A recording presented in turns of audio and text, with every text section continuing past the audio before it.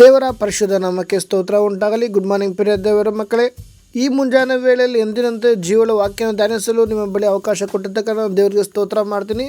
ಪ್ರಿಯ ದೇವರ ಮಕ್ಕಳೆಲ್ಲರೂ ಹೇಗಿದ್ದೀರಾ? ಕರ್ತನ ನಾಮದಲ್ಲಿ ನೀವೆಲ್ಲ ಸಂತೋಷವಿದ್ದೀರಂತ ನಾನು ಭಾವಿಸ್ತೀನಿ. ಮೊದಲು ದೇವರ ಸನ್ನಿಧಿಯಲ್ಲಿ ನಾವು ಮೊದಲು ಪ್ರಾರ್ಥಿಸೋಣ.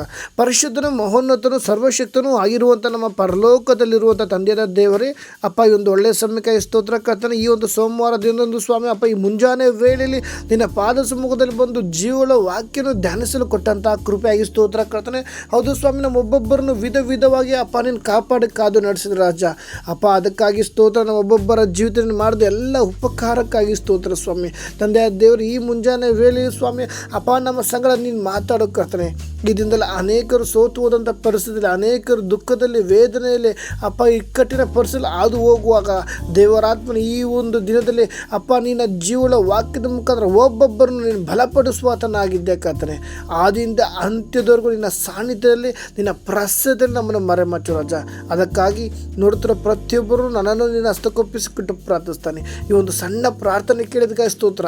ಸಣ್ಣ ಪ್ರಾರ್ಥನೆ ಕೇಳಿ ಇದನ್ನವೆಲ್ಲ ಒಬ್ಬೊಬ್ಬರ ಜೀವಿತದಲ್ಲಿ ಮಹಿಮೆಯಾಗಿ ನಡೆಸೋದಕ್ಕಾಗಿ ಸ್ತೋತ್ರ ಕಾಣ್ತಾರೆ. ಎಲ್ಲ ಸ್ತುತಿ ಸ್ತೋತ್ರ ಘನಮನ ಮಹಿಮೆ ನಿಮ್ಮೊಬ್ಬರಿಗೆ ಸಲ್ಲಲಿಕ್ಕತ್ತ ಅತಿ ಶೀಘ್ರದಲ್ಲಿ ಬೇಗನೆ ಬರುವಂಥ ಯೇಸುವಿನ ಮೊದಲ ನಾಮದಲ್ಲಿ ಪ್ರಾರ್ಥಿಸ್ತೇನೆ, ನನ್ನ ಪರಲೋಕ ತಂದೆಯಾದ ದೇವರೇ, ಆಮೇನ್. ಸ್ತೋತ್ರ. ಕರ್ತನ ಅತಿ ಪರಿಶುದ್ಧ ನಾಮದಲ್ಲಿ ನಿಮ್ಮೆಲ್ಲರೂ ಮತ್ತೊಂದು ಬಾರಿ ವಂದನೆ ಸಲ್ಲಿಸ್ತೇನೆ. ಪ್ರಿಯ ದೇವರ ಮಕ್ಕಳೇ, ಈ ಮುಂಜಾನೆ ವೇಳೆಯಲ್ಲಿ ಎಲ್ಲರೂ ಸಿದ್ಧವಾಗ್ತಿದ್ರೆ ಮಾತ್ರ ಈ ಮುಂಜಾನೆ ವೇಳೆ ಅನೇಕರು ಬೆಳಗ್ಗೆನೇ ಎದ್ದು ಜೀವನ ವಾಕ್ಯವನ್ನು ಧ್ಯಾನಿಸಲು ಮೊಬೈಲ್ ಹಿಡ್ಕೊಂಡು ದೇವರ ಸನ್ನಿಧಿ ಬಂದಿದ್ದೀರಾ. ಮಾತ್ರ ಇನ್ನೂ ಕೆಲವರು ಕೆಲಸಕ್ಕೆ ಹೋಗಲು ರೆಡಿ ಆಗ್ತಾ ಇದ್ದೀರಾ. ಇರುವಂಥ ಸ್ಥಳದಲ್ಲಿ, ನೀವು ದೂರದಲ್ಲಿ ಇರಲಿ, ಸಮೀಪದಲ್ಲಿ ಇರುವಂಥ ಸ್ಥಳದ ದೇವರು ನಿಮ್ಮೆಲ್ಲರನ್ನು ಆಶೀರ್ವದಿಸಲಿ, ನಿಮ್ಮ ಕೆಲಸಕಾರನ ಆಶೀರ್ವದಿಸಲಿ. ಒಬ್ಬೊಬ್ಬರು ಇದನ್ನು ಆತ್ಮಿಕವಾಗಿ ದೇವರಿಗೆ ಪ್ರಯೋಜನ ಆಗಲಿ. ಅದಕ್ಕಾಗಿ ನಿಮ್ಮೆಲ್ಲರಿಗೋಸ್ಕರ ಪ್ರಾರ್ಥಿಸ್ತೇವೆ. ದೇವರು ಕೊಟ್ಟಂಥ ಆಲೋಚನೆ ಇದನ್ನು ಧ್ಯಾನಿಸೋಣ. ಜ್ಞಾನೋಕ್ತಿಗಳು 24ನೇ ಅಧ್ಯಾಯ 10ನೇ ವಾಕ್ಯ. ಇಕ್ಕಟ್ಟಿನ ದಿನದಲ್ಲಿ ನೀನು ಬಳಲಿ ಹೋದರೆ ನಿನ್ನ ಬಲವು ಇಕ್ಕಟ್ಟೆ. ಆಮೇನ್. ಪ್ರಿಯ ದೇವರ ಮಕ್ಕಳೇ, ಈ ಒಂದು ವಾಕ್ಯ ತುಂಬ ದಿವಸದಿಂದ ಕೇಳ್ತಿರುವಂಥ ಮಾತಾಗಿದೆ. ಯಾಕಂದರೆ ಈ ಒಂದು ದಿನದಲ್ಲಿ ನಿಮ್ಗೆ ಈ ಒಂದು ವಾಕ್ಯ ತುಂಬ ಸುಪರಿಚಿತವಂತ ತಿಳಿದಿರುವಂಥ ವಾಕ್ಯ. ಅದರಿಂದ ಪ್ರಿಯ ದೇವರ ಮಗುವೆ, ಈ ಒಂದು ದಿನದಲ್ಲಿ ನನಗೆ ಈ ಒಂದು ವಾಕ್ಯ ದೇವ್ರು ಕೊಟ್ಟಂಥ ಆಲೋಚನೆ ಇದೆ. ಅನೇಕರು ಇಕ್ಕಟ್ಟಿನ ದಿನದಲ್ಲಿ ಇದ್ದಿದ್ದಾರೆ. ಪ್ರಿಯ ದೇವ್ರ ಮಗುವೆ, ಇಕ್ಕಟ್ಟಲ್ಲಿರುವಾಗ ನೀನು ಬಳಲು ಹೋಗಬಾರ್ದು.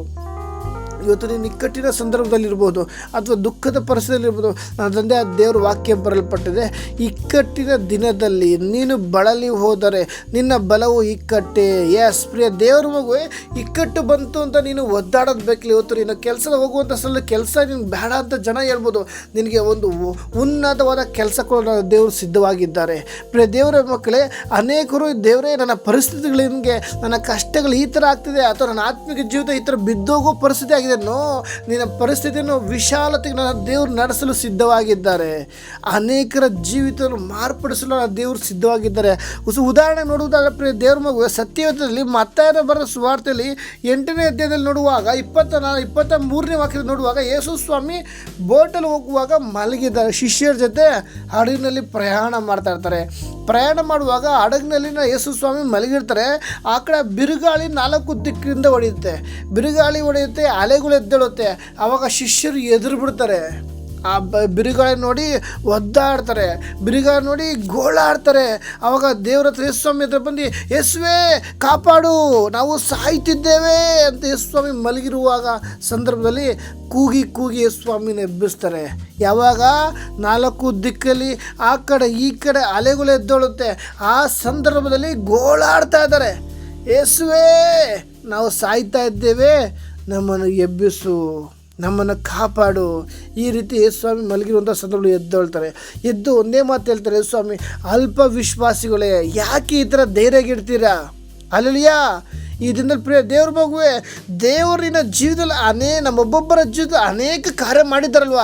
ಯಾಕೆ ನಾವು ಧೈರ್ಯ ಕೆಡೋದು? ಇವತ್ತು ನಾವು ಸೋತು ಹೋದಂಥ ಪರಿಸ್ಥಿತಿಯಲ್ಲಿ ಇರ್ಬೋದು. ನಾವು ದೇವರು ಅದಕ್ಕೆ ವಾಕ್ಯ ಬರಲ್ಪಡೋದು, ಇಕ್ಕಟ್ಟಿನ ದಿನದಲ್ಲಿ ನೀನು ಬಳಲಿ ಹೋದರೆ ನಿನ್ನ ಬಲವು ಇಕ್ಕಟ್ಟೆ. ನೀನು ಇಕ್ಕಟ್ಟಿನಿರುವಾದರೆ ನೀನು ಬಳಲ್ಬೇಡ. ಪ್ರಿಯ ದೇವ್ರ ಮಗುವೆ, ನಿನ್ನ ಕಾರ್ಯಗಳು, ನಿನ್ನ ಅಗತ್ಯಗಳು, ನಿನ್ನ ಪರಿಸ್ಥಿತಿಗಳು ಆತನ ತಿಳಿದಿರುವಾತನಾಗಿದ್ದಾನೆ. ಅದರಿಂದ ನೀನು ಇಕ್ಕಟ್ಟಿನ ಸಂದರ್ಭದಲ್ಲಿ ಈ ದಿನ ಹಾದು ಹೋಗ್ತಿರ್ಬೋದು, ಅಥವಾ 4 ದಿಕ್ಕಿನಲ್ಲಿ ನಿನಗೆ ಅಲೆಗಳು ಎದ್ದಿರ್ಬೋದು, ಬಿರುಗಾಳಿ ಎದ್ದಿರ್ಬೋದು. ಆದರೆ ನಿನ್ನನ್ನು ಸೃಷ್ಟಿ ಮಾಡಿದಾತನು, ನಿನ್ನನ್ನು ಉಂಟು ಮಾಡಿದಾತನು, ನಿನ್ನನ್ನು ಕರೆದಾತನು ನಿನ್ನ ಸಂಗಡ ಇದ್ದಾನೆ. ಭಯಪಡಬೇಡ. ಆ ಬೋಟಲ್ಲಿ ಯೇಸು ಸ್ವಾಮಿ ಮಲಗಿದ್ರು. ಈ ದಿನದಲ್ಲಿ ನಿನ್ನ ಜೀವಿತ ಎಂಬ ಪ್ರಯಾಣದಲ್ಲಿ ನನ್ನ ಕರ್ತನ ದೇವರು ಇರುವಾಗ ನೀನು ಕಳವಳ ಪಡೋದು ಬೇಕಿಲ್ಲ, ಚಿಂತೆ ಪಡೋದು ಬೇಕಿಲ್ಲ, ಬರುವಂಥ ಪರಿಸ್ಥಿತಿ ನೋಡು ನೀನು ಒದ್ದಾಡೋದು ಬೇಕಿಲ್ಲ. ಅದಕ್ಕಾಗಿ ದೇವ್ರ ವಾಕ್ಯ ಬರೆಯಲ್ಪಟ್ಟಿದೆ, ಇಕ್ಕಟ್ಟಿನ ದಿನದಲ್ಲಿ ನೀನು ಬಳಲಿ ಹೋದರೆ ನಿನ್ನ ಬಲವು ನಿನಗೆ ಎಷ್ಟೇ ಬಲ ಇರ್ಬೋದು, ಎಷ್ಟೇ ಆರೋಗ್ಯ ಇರ್ಬೋದು, ಎಷ್ಟೇ ದುಡ್ಡಿರ್ಬೋದು, ಆದರೆ ಇಕ್ಕಟ್ಟಿನ ಪರಿಸ್ಥಿತಿ ಬರುವಾಗ ನೀನು ಒದ್ದಾಡೋದು ಬೇಕಿಲ್ಲ ಪ್ರಿಯ ದೇವ್ರ ಮಗುವೆ. ಒದ್ದಾಡುವಾಗ ನಿನ್ನ ಎಲ್ಲ ಬಲವು ಇಕ್ಕಟ್ಟೇ. ಕರ್ತನಾದ ದೇವರನ್ನ ನೀನು ಅವಲಂಬಿಸು. ನಿನ್ನ ಪರಿಸ್ಥಿತಿಗಳು ಮಾರ್ಪಡಿಸುವ ಆತನಾಗಿದ್ದಾನೆ. ನಿನ್ನ ಜೀವಿತದಲ್ಲಿ ಬರುವಂಥ ಎಲ್ಲ ಹೋರಾಟಗಳಿಂದ ಹೊರತರುವಾತನ ಆತನಾಗಿದ್ದಾನೆ. ನಿನಗಿರುವಂಥ ಎಲ್ಲ ಬಾಗಿಲು ಮುಚ್ಚಿರುವಾಗ ನಿನಗೋಸ್ಕರ ಹೊಸ ಬಾಗಿಲು ತೆರೆಯುವಾತನಾಗಿದ್ದಾನೆ. ಪ್ರಿಯ ದೇವರ ಮಗುವೆ, ಶತ್ರು ನಿನ್ನ ವಿರುದ್ಧವಾಗಿ ಏನೇ ಕುತಂತ್ರ ಮಾಡ್ಬೋದು, ಆದರೆ ಶತ್ರು ಜಯಿಸಿದಾತ ನಿನ್ನ ಸಂಗಡ ಇದ್ದಾನೆ. ಈ ಲೋಕದ ಜೀವಿಸುವಾಗ ಹೋರಾಟಗಳುಂಟು, ಕಷ್ಟಗಳುಂಟು, ಅವಮಾನಗಳುಂಟು, ಆದರೆ ನೀನು ಕಳವಳ ಬೇಡ. ಈ ಲೋಕವನ್ನು ಜಯಿಸಿದಾತ ನಿನ್ನ ಸಂಗಡ ಇದ್ದಾನೆ. ಪ್ರಿಯ ದೇವರ ಮಗುವೇ, ಧೈರ್ಯದಿಂದರು. ಈ ಮುಂಜಾನೆ ವೇಳೆಯಲ್ಲಿ ನೀನು ಇದು ಒಂದು ಪರಿಸ್ಥಿತಿಯಲ್ಲಿ ಇಕ್ಕಟ್ಟಿನ ಪರಿಸ್ಥಿತಿ ಇರುವುದೇ ಆದರೆ ನಿನಗಾಗಿ ನನ್ನ ದೇವರು ಹೇಳ್ತಾ ಇರೋದು, ಇಕ್ಕಟ್ಟಿನ ಮಧ್ಯದಲ್ಲಿ ನನ್ನ ದೇವರು ಹೊರತರುವಾತನಾಗಿದ್ದಾನೆ. ದುಃಖದಿಂದ ಹೊರತರುವಾತನಾಗಿದ್ದಾನೆ. ನಿನ್ನ ಕಣ್ಣೀರಿಂದ ನನ್ನ ದೇವರು ಕರ ತಿಳಿದು ಹೊರ ತರುವಾತನಾಗಿದ್ದಾನೆ. ಅದಕ್ಕಾಗಿ ಕರ್ತನಾದ ಯೇಸು ಕ್ರಿಸ್ತನ ಮುಂದೆ ನಿನ್ನ ಪ್ರತಿಯೊಂದು ವಿಷಯವನ್ನು ಒಪ್ಪಿಸಿಕೊಟ್ಟು ನೀನು ಸಂತೋಷದಿಂದಿರು. ನಿನ್ನ ಚಿಂತಾ ಭಾರವೆಲ್ಲ ನನ್ನ ಮೇಲೆ ಹಾಕು, ನಾನು ನಿನಗೋಸ್ಕರ ಚಿಂತಿಸುತ್ತೇನೆ ಅಂತ ಹೇಳಿದ ದೇವರು. ಅದಕ್ಕಾಗಿ ಈ ಮುಂಜಾನೆ ವೇಳೆ ನಿನ್ನ ಪರಿಸ್ಥಿತಿಗಳು ಏನೇ ಇರ್ಬೋದು, ನಿನ್ನ ಸ್ಥಿತಿಗತಿಗಳು ಏನೇ ಇರ್ಬೋದು, ಒಡ ಹುಟ್ಟಿದವ್ರು ನೀನು ನೋಡದೇ ಇರ್ಬೋದು, ಬಂಧು ಮಿತ್ರರು ನೀನು ನೋಡದೇ ಇರ್ಬೋದು, ನಿನ್ನ ಕೆಲಸ ಮಾಡುವಂಥ ಸ್ಥಳ ನೀನು ನೋಡದೇ ಇರ್ಬೋದು. ಅಷ್ಟೇ ಯಾಕೆ ಪ್ರಿಯ ದೇವರ ಮಗುವೆ, ನಿನ್ನ ಕುಟುಂಬದಲ್ಲಿ ನಿನ್ನ ಗಂಡ, ನಿನ್ನ ಹೆಂಡತಿ, ಅತ್ತೆ ಮಾವ, ನಿನ್ನ ಪರಿಸ್ಥಿತಿಗಳು ನೋಡದಿದ್ದಂಗೆ ಜೀವಿಸ್ತಿರ್ಬೋದು. ನೀನು ಧೈರ್ಯದಿಂದರು.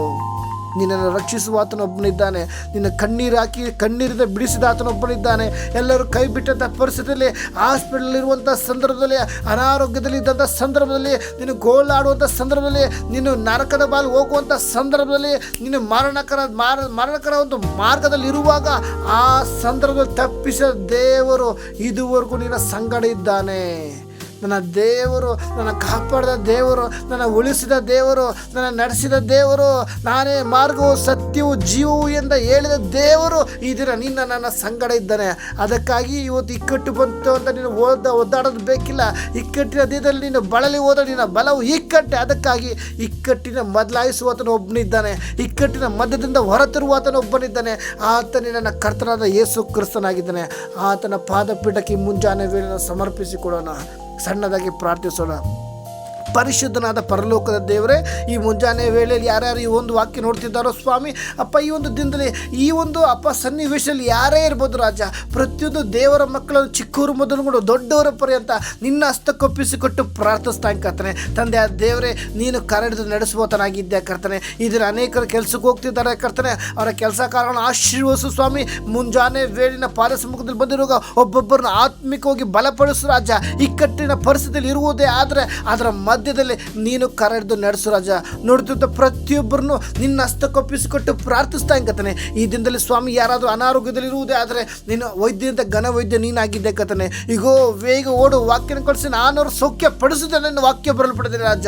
ಈ ಒಂದು ವಾಕ್ಯದ ಪ್ರಕಾರ ಈ ಮುಂಜಾನೆ ವೇಳೆಯಲ್ಲಿ ಅನಾರೋಗ್ಯದಲ್ಲಿ ಇರುವುದ ಪ್ರತಿಯೊಬ್ಬರನ್ನು ನಿನ್ನ ಗಾಯವುಳ್ಳಸಿದ ಮುಟ್ಟಿ ನಿನ್ನ ಬಿಡುಗಡೆ ಅನುಗ್ರಹಿಸು ಸ್ವಾಮಿ. 18 ವರ್ಷದಿಂದ ಇದ್ದಂಥ ಗುನುಸರನ್ನ ಪಾಣಿನ ಮುಟ್ಟುವಾಗ ಅಮ್ಮ ನಿನಗೆ ಬಿಡುಗಡೆ ಆಗಿದೆ ಅಂತೇಳಿದ ದೇವರೇ, ಕ್ಷಣ ಮಾತ್ರದಲ್ಲಿ ಅದ್ಭುತ ನಡೆದ ರಾಜ.